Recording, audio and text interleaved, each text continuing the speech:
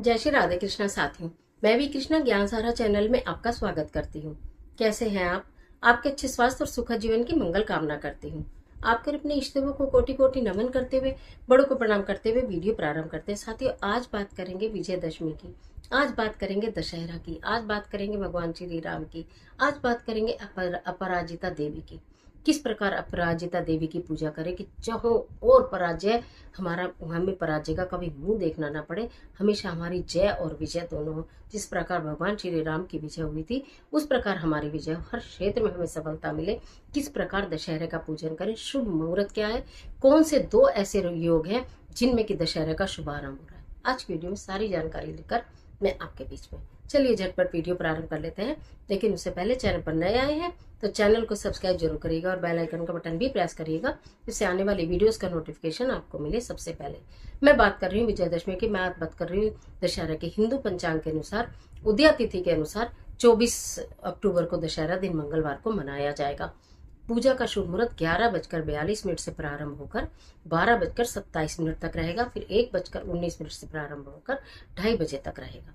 तो इन दोनों मुहूर्त में से जिस भी मुहूर्त में पूजा करें, कहा जाता है दशहरे की पूजा व्यापारी वर्ग भी करते हैं। इस दिन शस्त्रों की पूजा की जाती है, क्षत्रियों का त्योहार है, क्योंकि भगवान श्री राम ने भी शमी वृक्ष की पूजा की थी, जिससे कि उनको लंका पर विजय प्राप्त हुई थी। इसलिए इस दिन शमी वृक्ष की पूजा का बहुत महत्व है। इसी के साथ साथ भगवान श्री राम की पूजा की जाती है। कहीं कहीं घरों में सूक्ष्म रूप तो 10 सिर रावण के बनाए जाते हैं। हम तो गोबर से या आटे से बनाए जाते हैं। रावण का पुतला सा बनाया जाता है, वहाँ पे गन्ना रखा जाता है, वहाँ पर सिंघाड़े रखे जाते हैं और फिर मिठाई रखी जाती है। जो आपने बीजी है, जो खेतरी आपने बीजी है, वो रखी जाती है। चांदी का सिक्का उसमें डालकर खेतरी निकाली जाती है और वो भाइयों के कानों पर बहने लगाती हैं और भगवान श्री राम के समान उनकी विजय की कामना करती है। ये तो सूक्ष्म रूप से मैंने वो विधि बताई जो कुछ घरों में होती है, लेकिन अगर ये पूजा नहीं होती है तो भी भगवान श्री राम की स्तुति आज के दिन दीपक जलाकर जरूर करनी चाहिए।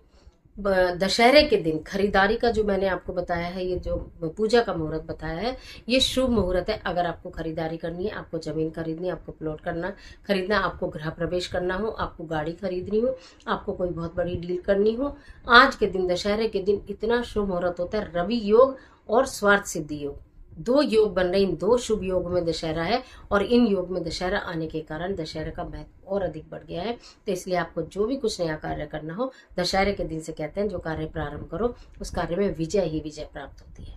तो इसलिए कोई भी कार्य आप प्रारंभ कर सकते हैं दशहरे के दिन। अब बताते तो शाम को अपराजिता देवी की पूजा किस प्रकार करें। कहा जाता है अपराजिता देवी को कमल अर्पित किया जाता है। अगर आपको कमल पुष्प मिलता है तो बहुत अच्छी बात है, नहीं मिलता है तो किसी एक पात्र में, प्लेट में या किसी स्थान पर चावल रखकर, अष्टदल कमल मैंने नवरात्रों में भी आपको बताया है, अष्टदल कमल उन चावल से बना लिया जाता है। उसके ऊपर आपको एक आटे का दिया रखना है, आटे का ही रखना है, आटे का दिया रखना है। उसके अंदर घी या फिर आप कोई सा भी, गाय का घी, भैंस का घी या फिर नहीं तो तिल का तेल, कोशिश करें कि घी रखें और गोल बाती लगा दी जाती है। ओम अपराजिता नमः, ओम अपराजिता नमः मंत्र का जाप किया जाता है। अगर कमल का फूल है तो उसमें कमल के फूल को किसी चीज में लगाकर उस पर दिया लगाया जाता है, और कमल का फूल नहीं है तो अष्टदल कमल बना लिया जाता है और उसके बीच में वो दीपक आटे का रख दिया जाता है। ओम अपराजिता नमः, ओम अपराजिता नमः मंत्र का जाप किया जाता है। कहा जाता है कि जो जातक दशहरे के दिन यानी विजयदशमी के दिन अपराजिता देवी की पूजा करता है, उनके मंत्र के साथ, उच्चारण करके साथ, देव भक्ति के साथ, तो उसकी मनोकामना शीघ्र पूरी होती है। चाहे व्यापार से संबंधित हो, नौकरी से संबंधित हो, धन हानि हो रही हो या कि समाज में हानि हो रही हो, मान सम्मान नहीं मिल रहा हो, यश प्रतिष्ठा नहीं मिल रही हो, किसी कार्य में सफलता नहीं मिल रही हो, एग्जाम हो या कंपटीशन हो या इंटरव्यू हो, सबके लिए आपको दशहरे के दिन अपराजिता देवी की पूजा करनी चाहिए संध्या समय में।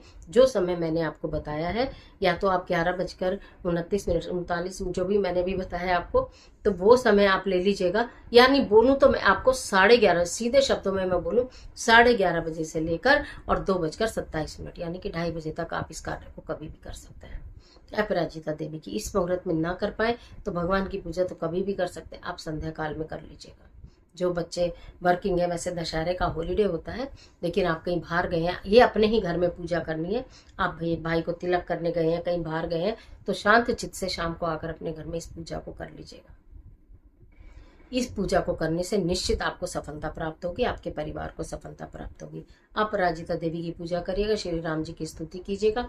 जो मैंने प्रातःकाल की विधि बताई है, सिंघाड़े, मूली और चावल होते हैं, तो फिर रोटी होती है, ये सब चीज़ों का जो होता है, यानी कि वो गाय को खिला दिया जाता है, सिंघाड़े, मूली इत्यादि। और कहा जाता है दशहरा श्री रामचंद्र जी का, दशहरा श्री रामचंद्र जी का, और दशहरा श्री रामचंद्र जी का कह के भगवान राम के नाम का जयकारा लगा लिया जाता है। तो ये दशहरे की आपको बहुत सारी शुभकामनाएं, भगवान आपको हर क्षेत्र में सफलता दिलाए। आज के लिए इतना ही, इजाजत दीजिए। आशा करती हूँ वीडियो आपके लिए बहुत उपयोगी साबित होगी। मिलती हूँ एक और जबरदस्त वीडियो के साथ, तब तक हंसते रहिए, मुस्कुराते रहिए, अपना और अपने अपनों का ख्याल कीजिए। वीडियो अच्छी लगे तो लाइक कीजिए, जितना चाहे अपने फ्रेंड के साथ शेयर कीजिए, और कमेंट बॉक्स में जय श्री राम लिखना बिल्कुल मत भूलिए। ईश्वर आपकी मदद करे।